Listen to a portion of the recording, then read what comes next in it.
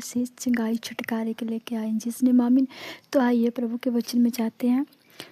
सर्वशक्तिमान जीवित परमेश्वर हम धन्यवाद करते हैं पिता, आज के वचन की सामर्थ्य को हम पे जाहिर करना, अपनी ज्ञान बुद्धि समझ से भरना। मैं ना बोलूँ, आपका आत्मा होकर सबसे बातचीत करें। आमीन।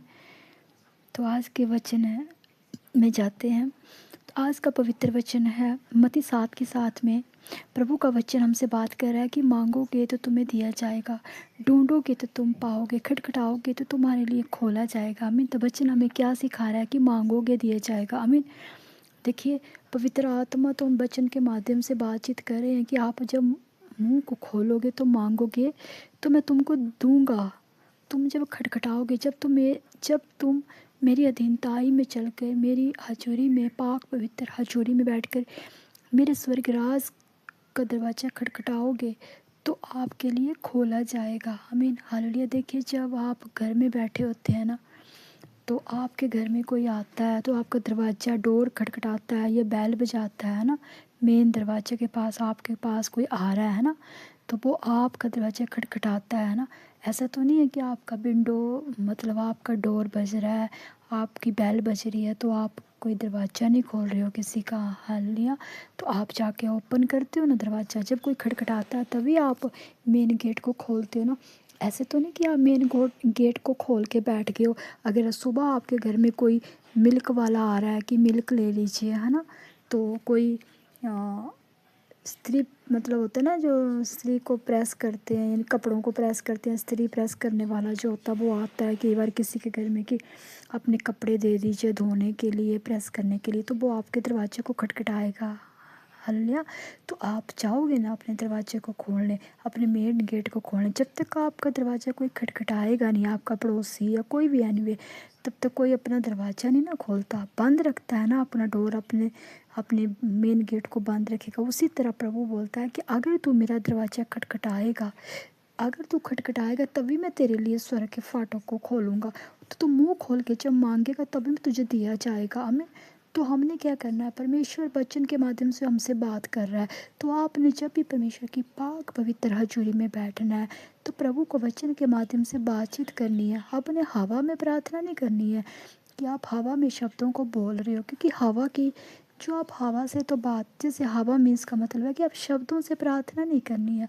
कोई भी प्रार्थना है वचनों से भरी हुई प्रार्थना हमारी ज़िंदगी में 100 उत्तम फल लेके आती है, क्योंकि आप चाहे शब्दों का अच्छा उच्चारण कर रहे हो, लेकिन जब आपकी प्रार्थना स्वर्गराज में जाने लगी है तो बीच में शैतान बैठा होता है, वो आपकी प्रार्थना को चुरा लेगा। आमीन। तो आपने कभी भी शब्दों से भरी हुई प्रार्थना नहीं करनी है।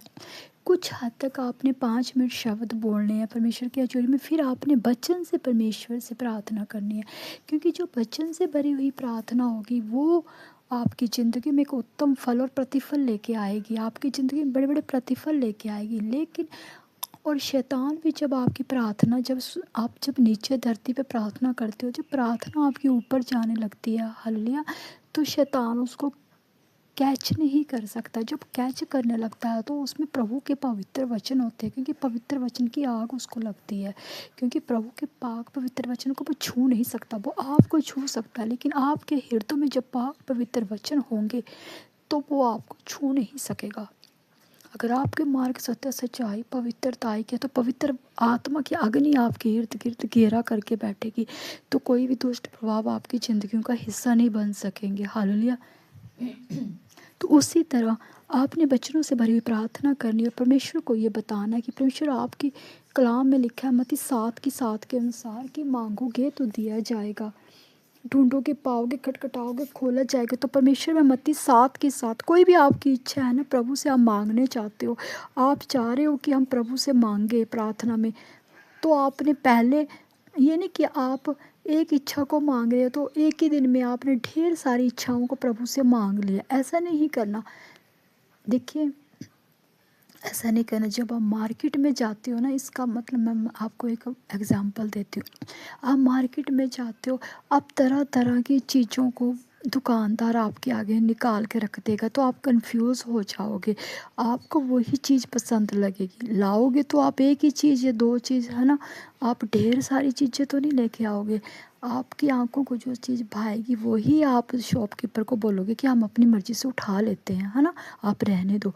तो उसी तरह आपने एक या दो प्रार्थना, जो अपनी इच्छाएं हैं वो एक या दो से ज़्यादा नहीं रखनी। जब तक आपकी एक इच्छा पूरी ना हो जाए तब तक आपने ढेर सारी इच्छाओं नहीं रखनी परमेश्वर के आगे, क्योंकि आपने एक ही इच्छा पर काम करना है। आपने डेली, आपने सुबह शाम रात को डेली आपने, आप 1 साल तक प्रार्थना कीजिए, 6 महीने तक प्रार्थना कीजिए। वो आपकी सच्चाई, पवित्रताई, निष्ठा और आपकी वफादारी, आपकी सच्चाई, आपकी ईमानदारी को प्रभु देखेगा।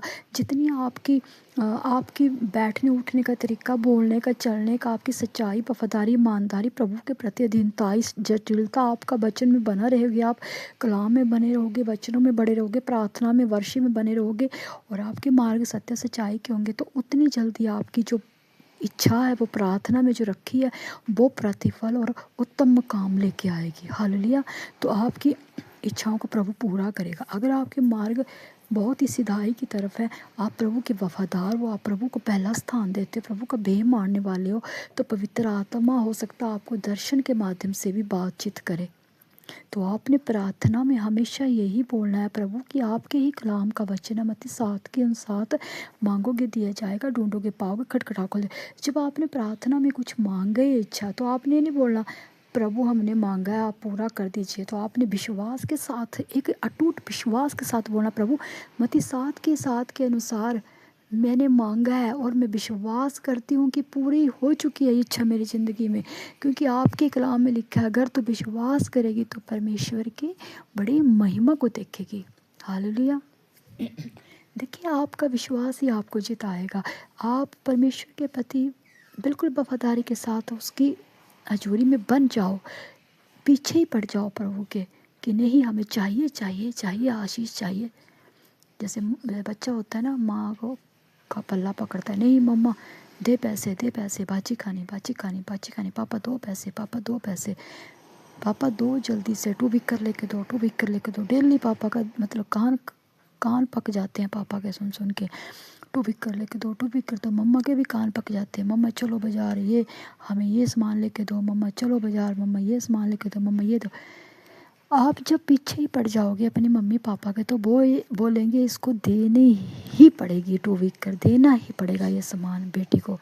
उसी तरह आप परमेश्वर का पल्ला ही पकड़ लो, उसके जोरी में बने रहो, बने रहो, बने रहो। बोलना पवित्र आत्मा जी हमें चाहिए, आपसे चीज़ चाहिए, हमें विश्वास है कि यहोवा हमारे लिए सब कुछ पूरा करेगा। आप वचन के माध्यम से परमेश्वर को बोलो कि हमें विश्वास है कि आप हमारे लिए सब कुछ पूरा करोगे, क्योंकि आप ही का वचन बोलता है कि अगर तू विश्वास करेगी तो परमेश्वर की बड़ी महिमा को देखेगी। और दूसरी बात ये है, एक इम्पोर्टेंट बात बताती हूँ, जब भी आप सुबह उठे तो परमेश्वर का धन्यवाद करें कि परमेश्वर आपने नई सांसों के साथ ब्लेस किया, नई भोर का प्रकाश हमारी ज़िंदगी में उत्तम फल लेके आए। परमेश्वर हम धन्यवाद करते हैं, हर एक पल में धन्यवाद करो, सांसों के लिए धन्यवाद, पल पल के लिए धन्यवाद, जो खा रहे हो उसके लिए धन्यवाद करो, पहन रहे हो उसके लिए धन्यवाद, चलते फिरते धन्यवाद। आप दिन में धन्यवाद की भेंट चढ़ाते जाओ। ऐसे भी तो बेकार के मुंह से गलत शब्द निकलने, ऐसे भी इधर उधर ताकना, इधर उधर टीवी फ़ोन चलाने, तो धन्यवाद धन्यवाद मन में करते जाओ, आत्मा में धन्यवाद करते जाओ। याद रखना, धन्यवाद की भेंट आपकी ज़िंदगी में के बड़े मकाम, बड़ी आशीष को लेके आएगी। हालेलुया। परमेश्वर की प्रशंसा और बढ़ाई करो, धन्यवाद की भेंट चढ़ाओ। और कलाम का वचन है, धन्यवाद ही के बलिदान को चढ़ाने वाला जो मेरी महिमा करता है वो परमेश्वर के उद्धार का दर्शन को पाएगा। हमें तो आपने प्रभु को वचन के माध्यम से बोलना, प्रभु आपके कलाम में लिखा मत्ती 7 के 7, मांगोगे दिया जाएगा, ढूंढोगे पाओगे, प्रभु हम तेरा दरवाज़ा खटखटाते हैं, स्वर्ग का दरवाजा। तो आपने कैसे खटखटाना है? मुंह से नहीं खटखटाना है, आपने कोई डिब्बा लेना और जैसे, सुनो मेरी बात ध्यान से सुनना और उसको समझने की कोशिश करना। आपके घर के बाहर घंटी लगी है, गेट के बाहर, मेन गेट के बाहर घंटी लगी है ना, आप दरवाज़ा नहीं खोल रहे हो। अगर मेन गेट के बाहर कोई आंटी अंकल, कोई भाई बहन बंधु आपका बार बार बैल बजा रहा है, बार बार बैल बजाया जा रहा है, आप अंदर काम में व्यस्त हो, आप सुन नहीं रहे हो, लेकिन आप, वो दरवाज़ा खटखटा रहा है, आप सुन नहीं रहे हो, लेकिन आप घंटी बजाने में लगे हो, उसके कान से पक जाएंगे, वो दौड़ के भाग के जाएगा और डोर को खोल देगा, बोलेगा आ जा अंदर। क्या चाहिए। उसी तरह आपने ऐसे नहीं बोलना कि प्रभु आपके कलाम में लिखा है, खटखटाओगे तो खोला जाएगा, मुंह से नहीं बोलना। आपने कोई डिब्बा लो, कोई चीज़ लो और उसको बजाओ बजाओ। जब आप कोई टक टक टक टक टक टक करके डिब्बा बजाओगे बजाओगे बजाओगे बजाओगे तो स्वर्ग ऊपर से परमेश्वर बोलेगा, कौन है भाई नीचे प्रार्थना में टक टक लगाया और मेरे वचनों को बोल रहा है, कौन है। तो स्वर्ग दूत आपकी प्रार्थना को लेके जाएगा परमेश्वर के पास और बोलेगा, ये आपका सेवक, ये आपका सेवक आपका दरवाज़ा खटखटा रहा है। जब आप नीचे खटखटाओगे ना, डिब्बा खटखटाओगे बच्चन को बोल के, बच्चन को भी बोलते रहना, खटखटाते रहना, तो यकीन मानो आपकी आवाज़ खटखटाने की स्वर्गराज तक पहुंचेगी, परमेश्वर की स्वर्गराज तक। और परमेश्वर बोलेगा, खोल दीजिए इसके लिए सारे फाटकों को, खोल दीजिए इसके लिए आशीषों को, इसके घर में जो इसको चाहिए, जो ये मांग रही है, जो ये मांग रहा है, स्वर्गदूतों जाओ इसके घर में आशीष को ठहरा के आओ। हालेलुया। तो मांगने आना चाहिए,